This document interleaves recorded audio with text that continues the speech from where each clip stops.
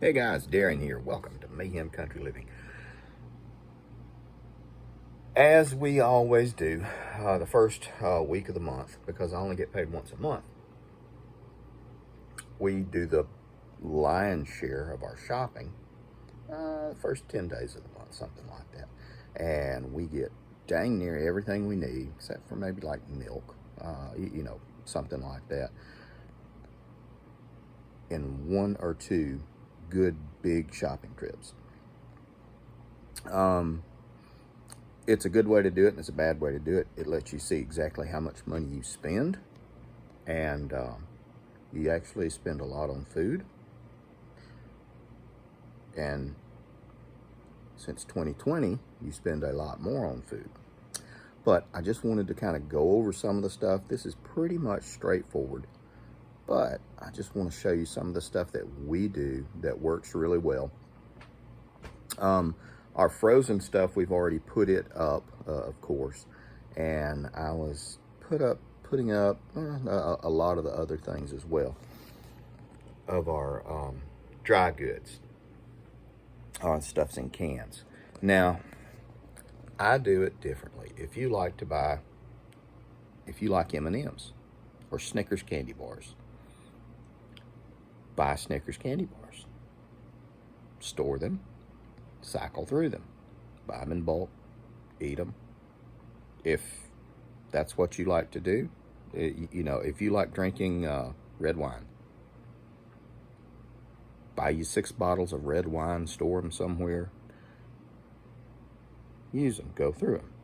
That way you avoid trips to the store, back and forth, back and forth, back and forth.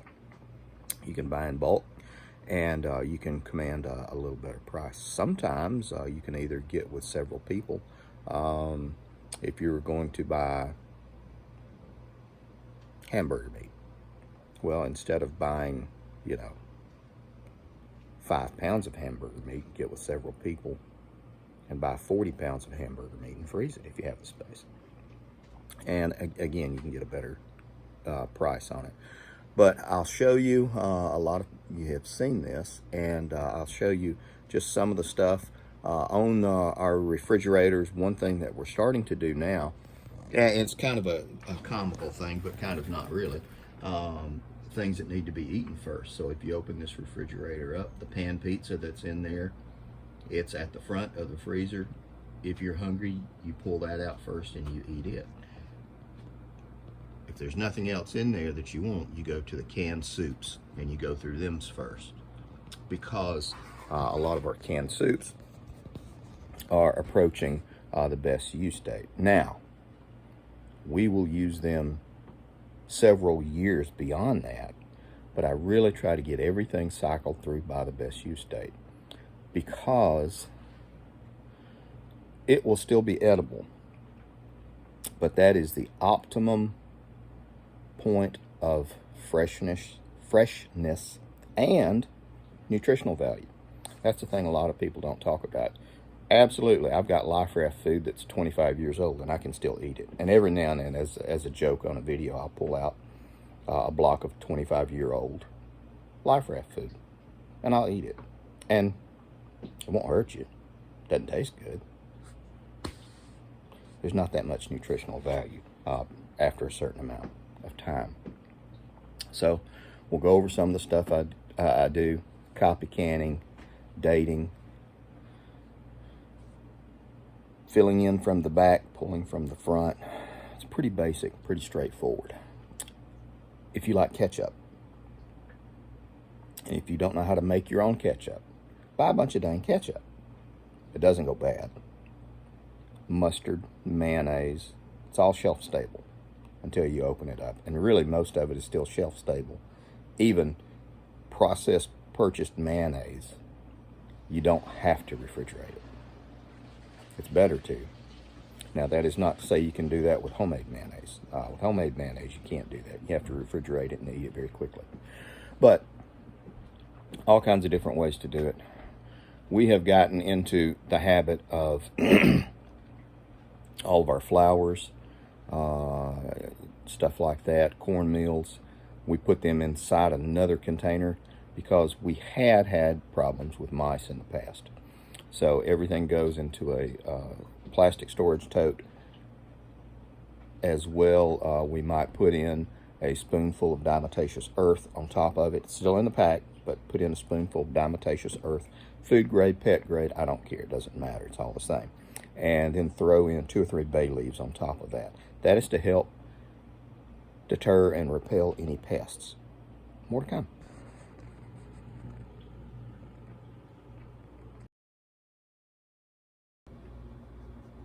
Okay, guys, now we're back. I want to show you this. We like this teriyaki sauce. They make a lot of different ones. This is the one that my wife prefers, so this is the one we get. They're not terribly expensive. They're not terribly cheap. You don't have to use a lot of it, though. It's actually thick, so you could thin it down and use it and extend it even more. But when we purchase, we buy several. Oldest date goes in the back. Closest to expiration goes in the front. This is just like in a grocery store.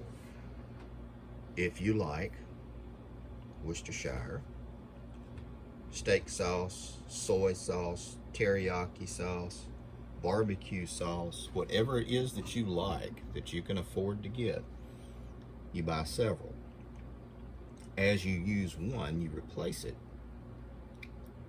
And it is just like you buy it and you don't even miss the extra problems and the expense. This is also a bank, because a lot of this stuff has been purchased over time. So what I bought, like for peanut butter, for example, this is $10 or $11 now, whereas I paid $5 or $6 for this a year ago. This is just one of the ways we use our food bank to save us money. Now I'm going to spin you around here. Is it really saving you money? I'll tell you what. Go open a savings account and ask them how much interest they'll pay you. If you put in a lot of money, they might give you 1% interest, something like that. If you put in several $1,000s, well, this represents a lot more return than 1%. And you do this with laundry detergent, soap, toilet paper, toothpaste, cleaning chemicals, your Lysol, all that stuff. If you're one of those people who wears masks, okay, well, in hindsight, it really would have been good to buy a couple of cases of N95 masks a few years ago and just have them set them aside in storage. They don't go bad, cycle through them. It's kind of the stuff that we do. All the herbs and everything, most of those are the ones that we dry in the garden. It's the stuff you see behind me in the quart and pint jars. We go through them and dry them, cycle through them. If I have anything left after a year, because it's if you just dehydrate, they don't last that long.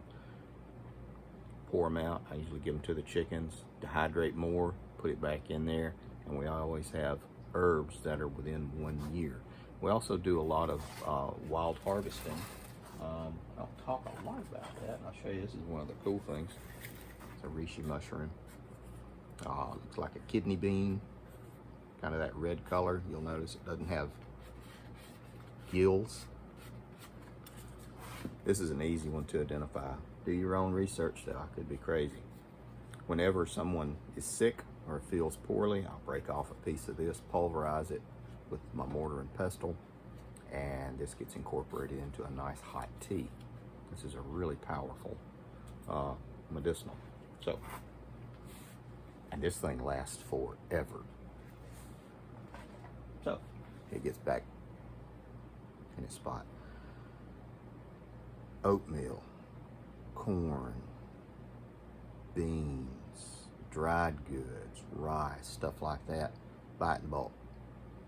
If you're gonna buy beans, I'm gonna say we probably have close to 1,000 pounds of beans here and in our 5-gallon storage. Rice, salt. If you're gonna buy salt, buy it in bulk. Keep the small little cute jars out for everything and fill from your bulk supply, your bulk storage. You'll pay pennies for pounds. You probably have 200 or 300 pounds of salt. Why do you have that much? Well, it doesn't go bad. We're going to use it, and if I need to, I can always salt meat with it. So, maybe something we look to do. All kinds of different ways. Yes, you have to spend some money, and yes, it does take some time.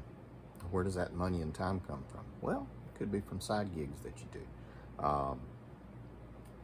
People that know me know I do all kinds of stuff, from small engine repair to just about anything. I'll do some videos on making money, scanning receipts. It's actually a thing. And you can make some pretty good money doing it. Enough folded money to get you a bunch of canned goods and get this stuff going. I'll do a video on that later. All kinds of stuff. Well, where do I find the time? I don't watch sports. I don't play on the computer. I don't play computer games or anything like that. This is something that you have to dedicate a little time to, and you have to kind of journal and keep track of what you have. It's just one of the ways that we use.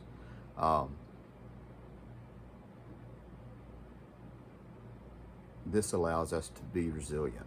Am I worried about what's going to happen? Not in the short term, no. I don't care. I don't care who's in office. I don't care whatever happens, because it's not going to affect me negatively, because I'm not going to allow it, because we built safeguards into our lives to where we're going to continue and keep doing this, and we're going to tell as many people about it as we can, and bring as many people on board as we can. I'm going to wrap it up because this video is going to be kind of long, and they're never well received because it just shows cans. It's not the sexy side of prepping it. It's not all my guns and stuff. Take care of you people.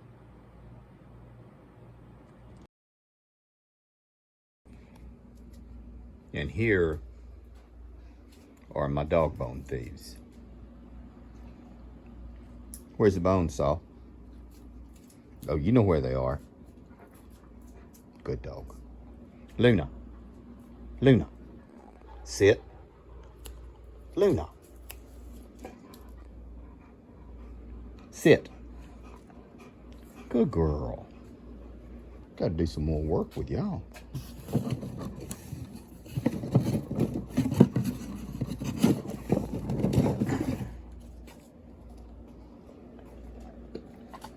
Spoil your dinner.